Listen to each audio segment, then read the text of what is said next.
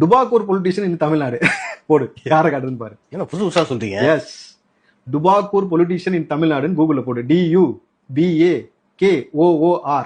டுபாக்கூர். ஐயோ, யார் காட்டுது? அண்ணனை காட்டுது. அண்ணனா எந்த அண்ணன்? அண்ணன் திரு சீமான் அவர்களை காட்டுதுண்ணா. சோ இப்ப என்ன காட்டுச்சு? டுபாக்கூர் பொலிட்டிஷியன் இன் தமிழ்நாடுனா அண்ணன் திரு சீமான் அவர்களை காட்டுதுண்ணா.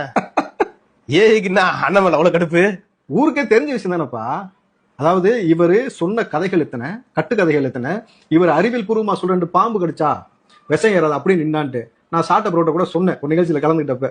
நீங்க வேணா அண்ணா சொன்னாக்க அப்படியே கேட்கணுன்றீங்களா? கட்டுரை மாமா கொண்டு வாங்க, பிடிச்சி கடிக்க விட்டு பார்ப்போம், நிகழ்ச்சி முடியறதுக்குள்ள விஷம் ஏறுதா இறங்குதான்னு தெரிஞ்சிடும் சொல்லிட்டு நுரத்தலி செத்து போயிருவாங்கண்ணா. அது அதாவது நல்ல ஒரு விஷயம் புரிஞ்சுங்க. அறிவுக்கு புறமற்ற செயலாகும், அள்ளி விடுறதுல வந்து கணக்கே இல்லை தம்பி. அதாவது உலகத்துல இப்படி ஒரு மனுஷன் எந்த அளவுக்கு அள்ளி விட்டு இருந்தா கூகுள் காட்டும். அதாவது சாட்டையும் சரி நாம் தமிழர் கட்சியும் பல பேர்கள் சொல்லிட்டு இருந்தாங்க. என்ன தெரியுமா சொன்னாங்க?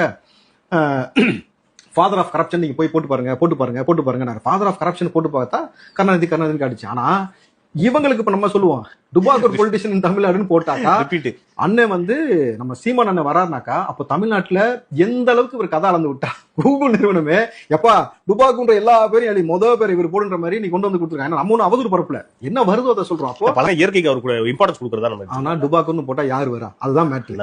அப்புறம்